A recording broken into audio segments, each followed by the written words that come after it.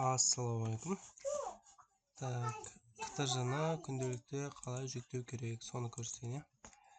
Бірінші күнделік сайтына кіреміз.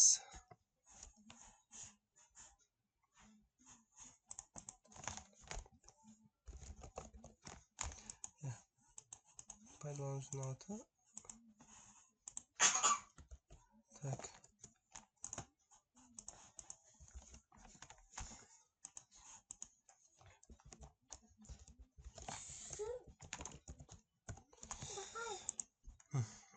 Сайтқа кіргеннен кейін мына жақта ктж-ны таңдаймыз. Орысша болса ктп деп тұрады. Мына жақтан қазақша қойып алсаңыз болады. ктж-ны таңдаймын. Сөйтіп мына жақта сынып таңдаймын. Мысалға мен 11-ші Ә сыныбына ктп жасауым керек. Мысалы, ол үшін басқан екен пәндердің тізімі шығады. Осы жерден ктж жасау дегенді басамын. Сөйтіп мына жерге жазам. Физиканы таңдаймын. Физика пәні болғандықтан мына жақта жалпы сынып деп таңдауым керек. Негізі сынып жетекші егерде негізгі сынып деп жариялаған болса, негізгіні таңдаймыз. Сізде жалпы сынып болуы мүмкін, немесе негізгі болуы мүмкін. Егерде топқа бөлінетін болса, сіз топты таңдайсыз. Мысалға мен бірінші топқа сабақ беремін. Өйткені менің сыныбым 2-ге бөлінеді. Егер бөлінбейтін болса, сізде жалпы сынып болуы мүмкін, немесе негізгі болуы мүмкін. Осы екеуінің біреуін таңдауыңыз керек. Так, мен бірінші топқа сабақ беремін. Бірінші топ таңдадым. Сосын менде жылына 103 сағат. Сондықтан 103 деп теуірім керек мына жерде. Сөйтемді сақтауды басам. Мына жақта еш нәрсені белгілемей қойсаңыз болады. Сақтауды басым. Ян деген басам. Сөйтіп маған пустой бет ашылды.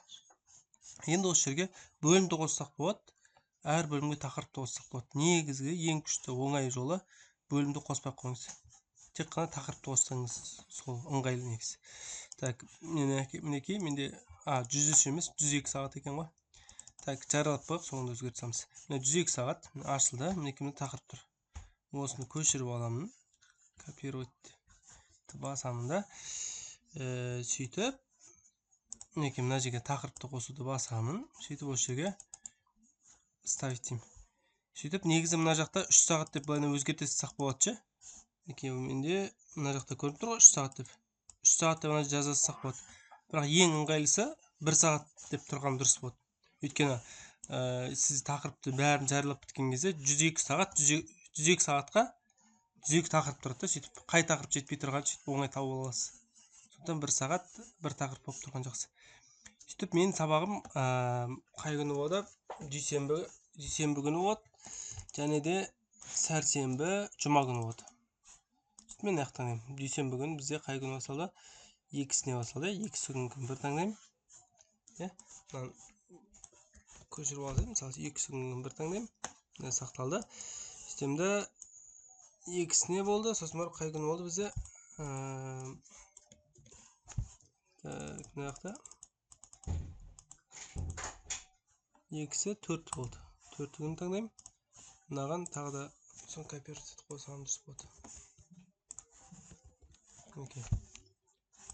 2-сі 4-і. Сосын барып тағы да 2 күн өтеді. 6-сына болады. Тақырыптанып.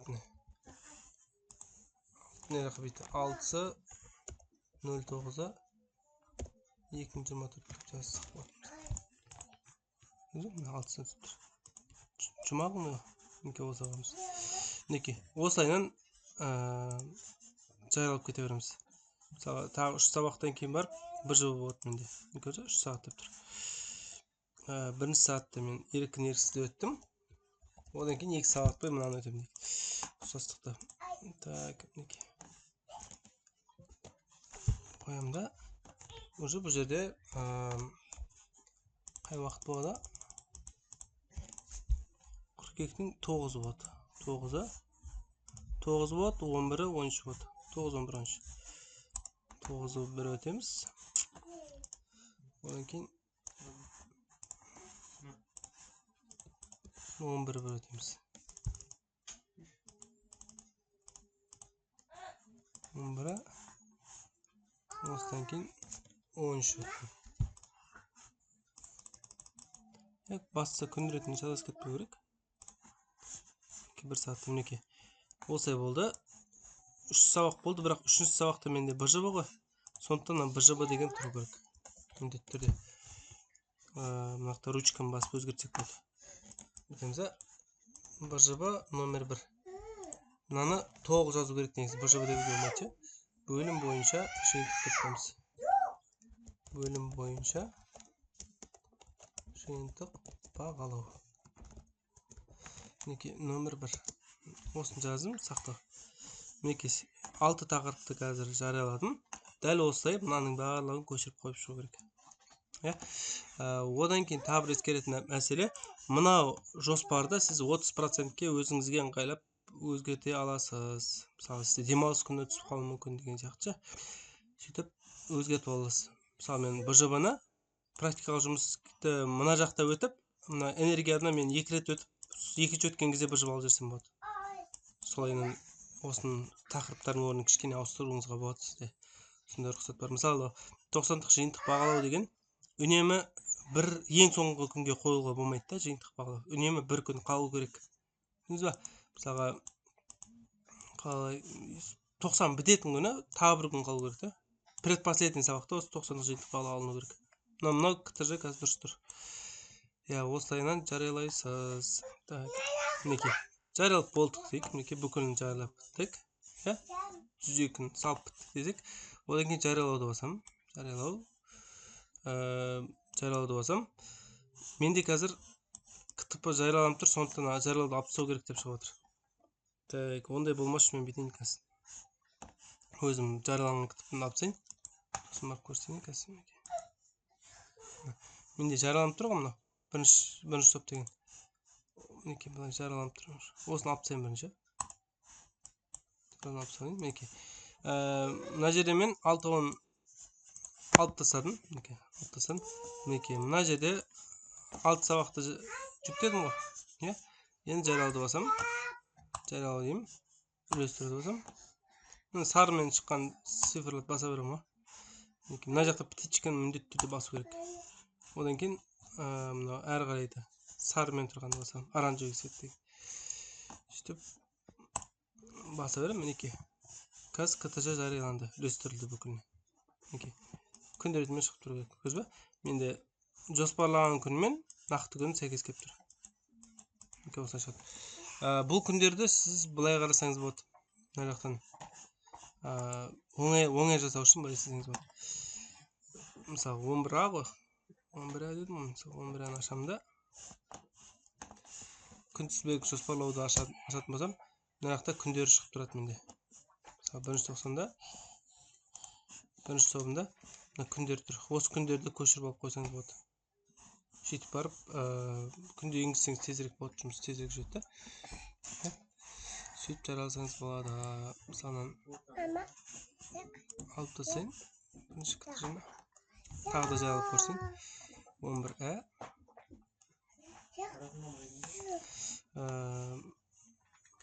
Так, бұны алып тастайын. Жариялауды алып тастау. Алып тастадым да. Мінекей, енді мына жерге 7-ші тақырыпты енгізуім керек қой. 7-ші тақырыпты таңдаймын жерден. 7-ші тақырып. Айнымалы ток генератор тұр. Айнымалы ток генераторын мұнда тақырыпты қосып деп қоямын да. Осы жерге күнді қоятын кезде мен мына жерде ашып қойдым ғой. 7-ші тақырыпты. Мына 13-тен сәйкес келіп тұр ғой. Осы 13-тен көшіріп мына жерге қойсам болады. Бірден қойылады да сол жерде. Сөйтіп тез жасасаңыз болады. Мынау біз 2 сағатқа бөлген ба? Айнымалы ток генератор. Осы 2 күнге қоямын да. Сөйтіп 8-ші, так, 7-ші күні мен 16 еді ғой айтпақшы. 16 еді ғой, 7-ші күні. 16 күнді қоямын. 13 екеу болып кетті. Мынаны значит ойласам болады. Фикс бар. 7-ші күн 16-сына сәйкес келіп тұр.